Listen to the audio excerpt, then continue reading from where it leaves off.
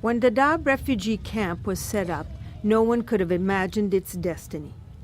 It was supposed to be open for only a few months. 20 years on, it's still here. Its capacity was for 90,000. Today, it hosts almost 500,000 people, including thousands of third-generation refugees born in the camp. UNHCR was here from the beginning. First impressions, this place is far. This place is in the middle of nowhere. This place is not safe. In fact, this place is insecure. And this place was receiving 1,000 Somali asylum seekers per day. At the border, we were receiving 1,000 per day, and this went on for weeks. People who had walked for 300, 400, 500 kilometers from inside Somalia to reach safety on the Kenyan side. These first refugees were fleeing the 1991 civil war in Somalia. Over the years, ongoing anarchy, drought, and famine pushed out hundreds of thousands more.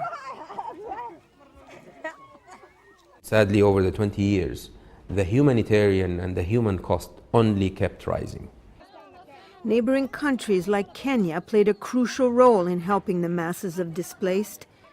It has been sheltering for 2 decades hundreds of thousands of Somali refugees.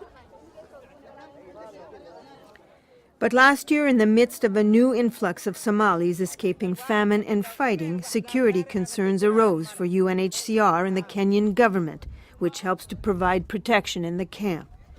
In the autumn, 3 aid workers were kidnapped. More recently, 2 refugee leaders and several Kenyan policemen were killed. Humanitarian staff has been threatened.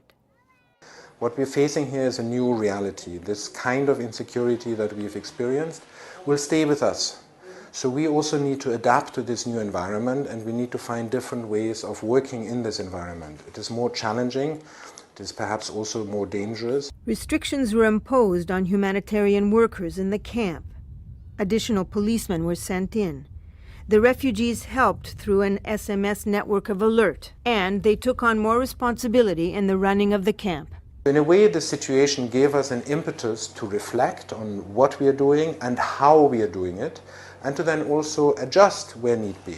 To adjust by passing more responsibility directly to the community and involve them much more in the decision-making that concerns their protection and their welfare. Dadaab is now the largest refugee camp in the world, the size of a small city.